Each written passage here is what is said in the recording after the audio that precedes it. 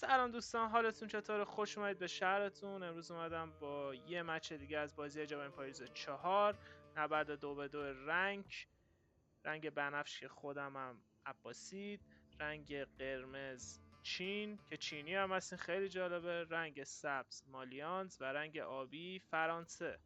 اگر آماده اید بریم که شروع کنیم.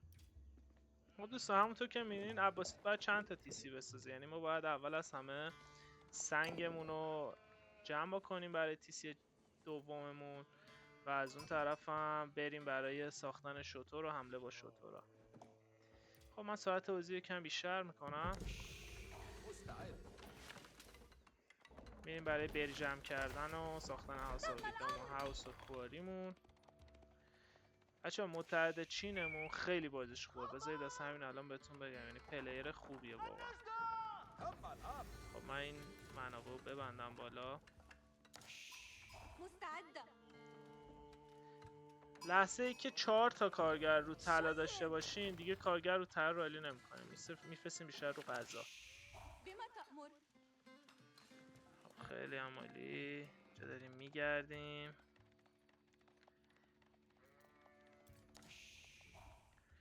گوسفندای زیادی نتونستیم جمع بکنیم ولی اشکال نداره، چون بیشتر ما میخوام بریم روی فارم زدن.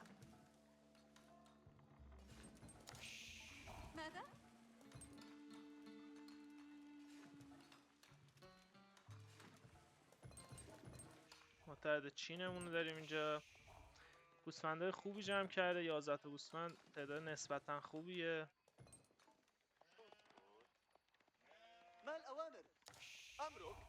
هم 4 تا همچنان.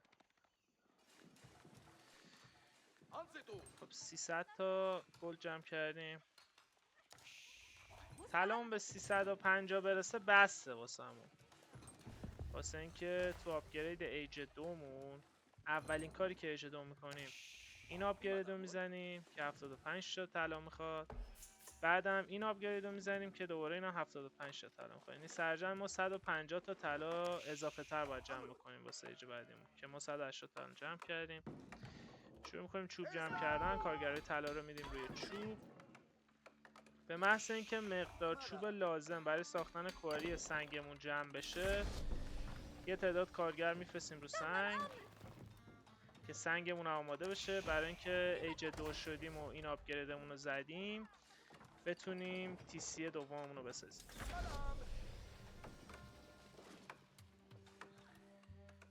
و یه چیزی راجع به آپگرید ایجای عباسید با گلدن ایجش بهتون بگم.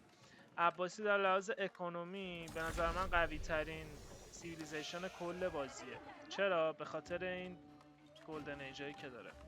شما ببینید الان ما 10 تا ساختمون که بسازیم، حالا هر ساختمون چه نظامی باشه چه ساختمونای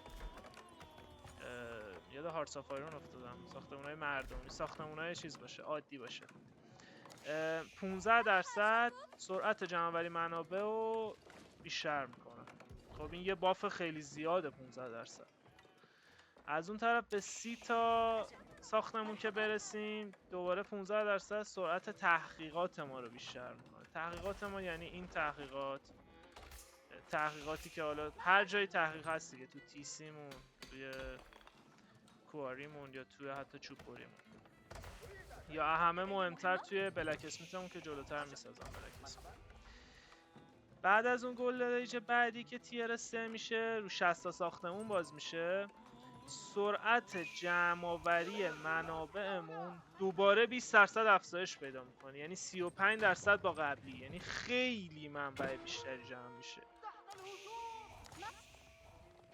اینجا حمله میکنه دشمن فرانسمون. منم اسکاوتمون رو میارم عقب و میبینم که این کلی کاوالی ساخته، میام اینجا شروع میکنم باراک ساختن. دوباره در ادامه ریسرچ اسپید دوباره 20% بیشتر میکنه، پروداکشن اسپید هم 20% بیشتر میشه، یعنی سرعت ساخت یونیتمون دوباره 20% بیشتر میشه. نیزارا رو جمع میکنیم که واسه دفاع اگه به ما حمله کرد، دیدیم که به ما حمله نکرد. نیزارامون که چند تا جمع بشن میریم واسه اذیت کردن دشمن مالی انزمون. متحد چینمون هم بازیکن خوبیه بهتون گفتم. نیزه‌دار جمع میکنه که دفاع کنه خودش. و 2 تا تیسی میسازه که اونقدر کارگر زدن ازش واسش مهم نباشه. خب ما میایم اینجا شروع میکنیم رم ساختن، آماده میشیم که حمله کنیم به دشمن رنگ سبزمون. من دیگه سریعتر خواستم برم فارمامو بسازم که یه بار برای همیشه از خیال غذا راحت شم. طلای زیادی داریم جمع میکنیم چون نیاز داریم طلا رو.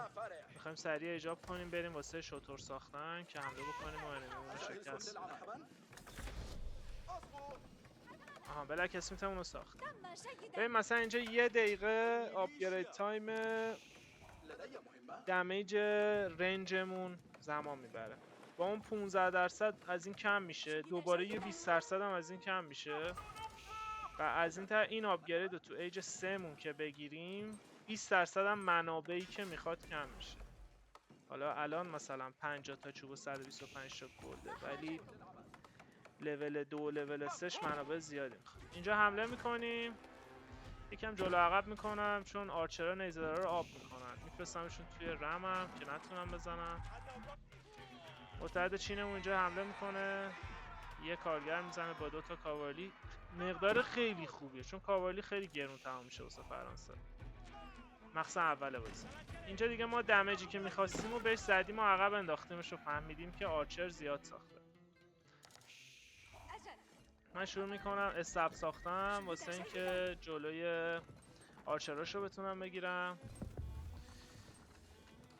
ایج 3 مون رو میزنیم بسازه. اینجا هم 2 تا تاور میسازیم که اگه حمله کردن سریع بچه‌ها رو بتونیم بفرستیم تو تاور. متحد چینمون رو همینجوری داره نیزه‌دار میگیره و اکونومی خوبی ساخته. این ساختمون رو ببینه، این ساختمون ویژن خیلی زیادی میده به غیر از این ابیلیتیش که برای 15 ثانیه جای تمام کارگرای دشمن نشون میده. شما نگاه کن الان تا اینجا ویژن داره، یعنی اگه قرار باشه بهش حمله بشه خیلی زود میفهمه. خب اینجا آرچراشو میاره جلو، 2 تا کارگرای ما رو میزنه. زیاد واسه ما مهم نیست چون 2 تا تیسی داریم. من اومدم اینجا فارم بسازم و کشتم عقب، گفتم اینجا نمیشه فارم بسازم. اگه دقت بکنید 17 تا آرچر داره، تعداد خیلی زیادیه و آرچراش هنوز آپگرید پویزن اروز ندارن، اینم باز خوبه واسه ما. خب چوب زیادی جمع کردیم، به محض اینکه ایج 3 شدیم شروع میکنیم شتر ساختن واسه دفاع کردن خودمون. یه آرچراشو برد پایین اینجا، گفتم اینجا یه تاور بسازم اگه اومدم بتونم سربازامو بفرستم اینجا. متحد چینمون حمله میکنه اینجا، فرانسه رو اذیت میکنه. فرانسه آرچر ساخته، متحد چینمون رفته تو کاوارلی. آرچراشو اینجا میبینیم ما 2 تا شتر داشتیم، گفتم بذار برن یه تست بکنن، بعد دیدم نه میزنه بخوام برن کشتم. اگه دقت بکنین شتر میاد کنار خودش میمیره به خاطر این آپگرید پویزن اروزیه که گرفته. این بزرگترین اشتباه فرانسهشون زیاد خوب نبود، خیلی زیر باربیکن داشت حمله میکرد. اینجا دوباره حمله میکنه به ما، چند تا کارگر ما رو میزنه ولی خب ما دیگه تعداد شترامون به اندازه بود که بتونیم. ما این آپگریدمون که 20% منبع کمتر میخواست رو زدیم، این آپگرید فارممون هم زدیم. میگم لحاظ اکونومی رو دست عباسید نداریم دیگه، به محض اینکه بولتیر 3 بشه دیگه نمیتونن کارش بکنن. خب من دیدم آرچره خیلی زیادی ساخته و ایج 4ش اینجاست، گفتم باید برم عقب سیج بسازم که بتونم ایج 4ش رو بزنم. شروع کردم چوب بیشتر جمع کردم، یه تاورم اینجا ساختم که ویژن بده به این تیکه رو.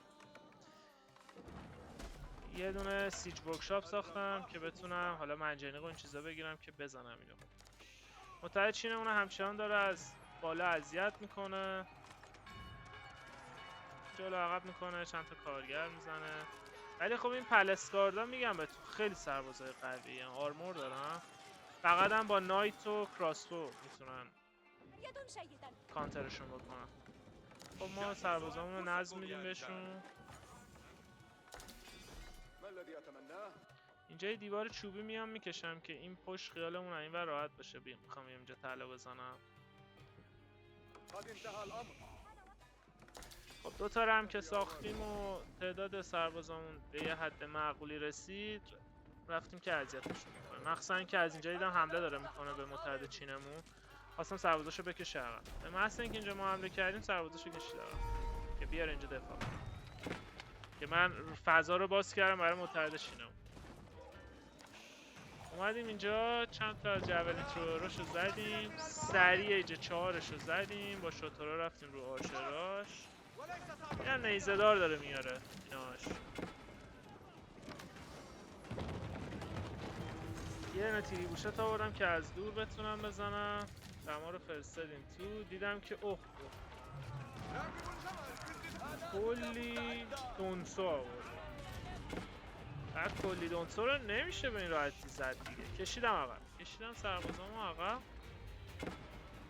بعد ما هم کلی شوتور داشتیم، دونسو هم شوتورهای ما رو کانتر میکنن. چیکار کنیم؟ بریم واسه رنج شدن. شروع کردیم آرچری رنج ساختن. متحد چینمونم به شدت از این ور داره فشار میاره بهشون که مالینزه هی مجبور میشه بیا چپ دفاع کنه، هی بیا راست دفاع کنه.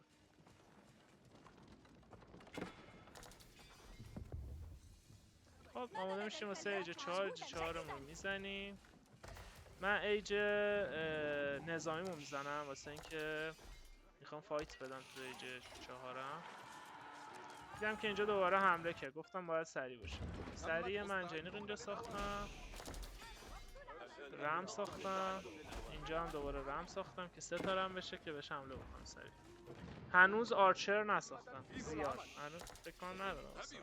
هنوز ندارم کلا آرچر، ولی آرچری رنج ساختم به اندازه‌ای که مورد نیازمونه ساختم.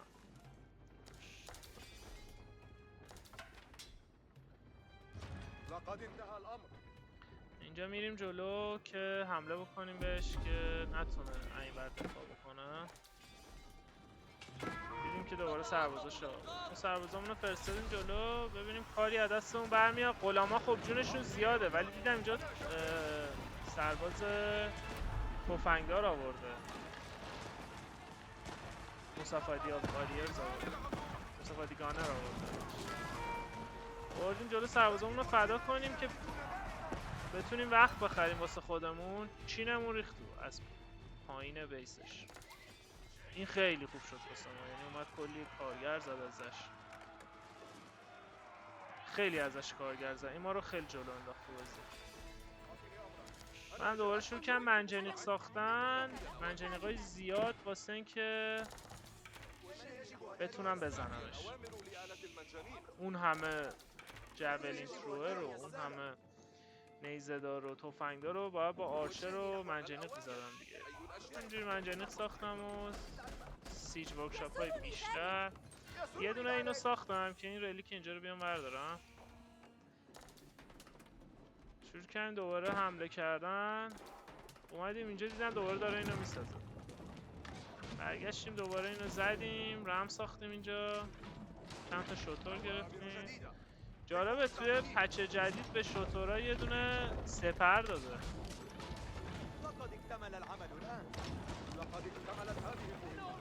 چه خوبی آرچره عباسی و کلا آرچرها اینه که به لایت گان پاودر اینفنتری مثبت 7 تا دمج اضافه میزنن، یعنی این تفنگدارا رو خیلی راحت تر میزنن. دوباره ریخت روی سربازای ما رو، همه چی اونو زد. من گفتم بذاری دمج بدم، دمج خوبی دادم به مصافادیا و جولین ترورش. بعد کشیدم عقب، چینمون دوباره حمله کرد. چینمون که دوباره حمله کرد، دوباره مجبور شد بره عقب دفاع کنه. اینجا سوراخ بیسش باز بود، هی حمله میکرد چینمون. کبومش رو زد کلی.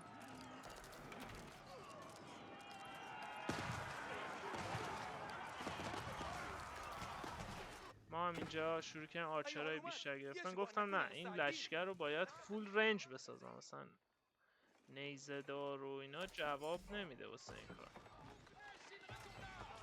این اومد یه دیوار اینوری کشید که بیس خودش رو امن کنه. چین ما هم کم نمیاره، هی سرباز میاره. من گفتم بذار برم از این سمت که ایج 4 رو ساخته، منطقه خوبیه واسه حمله و دفاع. گفتم بیام از این سمت شروع کنم سربازامو جمع کردن که حمله کنم به جفت دشمنامو همزمان. شروع کردم همینجوری آرچر گرفتن و کراسبو تفنگدار که همه رو بفرستم واسه حمله از این منطقه. اینجا هم ریزی شروع کردن دیوار سنگیمو کشیدن که خیالم از بیس خودم راحت بشه دیگه. چند تا رم آورده اینجا با کاوارلی. منم دیدم گلدم اینجا تموم شده. گلد اینجا هم همینطور. گلد اینجا فقط مونده به علاوه گلد اینجا. گفتم این گلده هم زود تموم میشه، چیزی نیست. شروع کردم گله اینجا رو زدن و ریز ریز شطور ساختن واسه که اقتصاد خودم رو ثابت کنم. همینجوری آرچر و تفنگدار رو کاسکو دارم میفرستم، چون دیدم متحد چینمون یونیت رنج کلا نساخته و همه یونیتاش پیاده نظام هم و سیج خوبی هم داشت. گفتم که خب بریم حمله رو شروع کنیم. همینجوری داره سربازامون میاد. چوبمون هم اینجا تموم شده. بچه ها رو فرستادن اینجا چوب بزنن. خب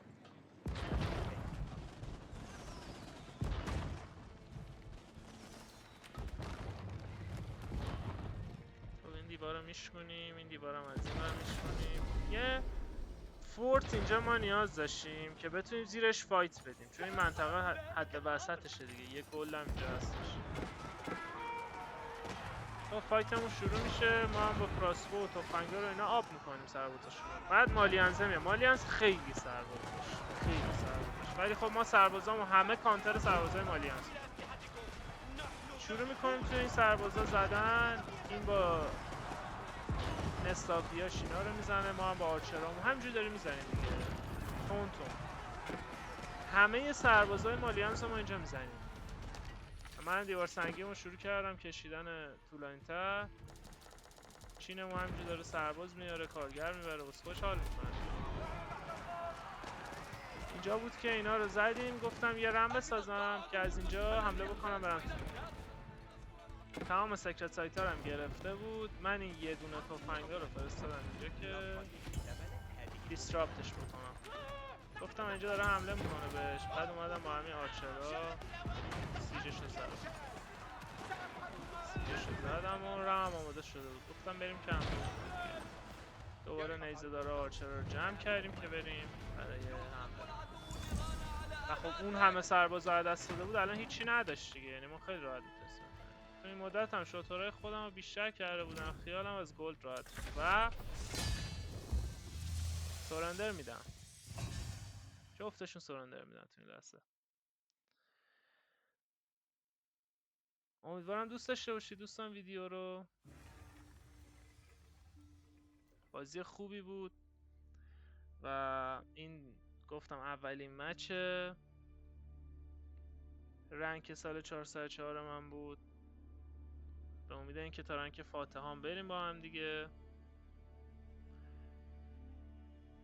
تا دیدار دیگه مراقب خودتون باشید دوستان.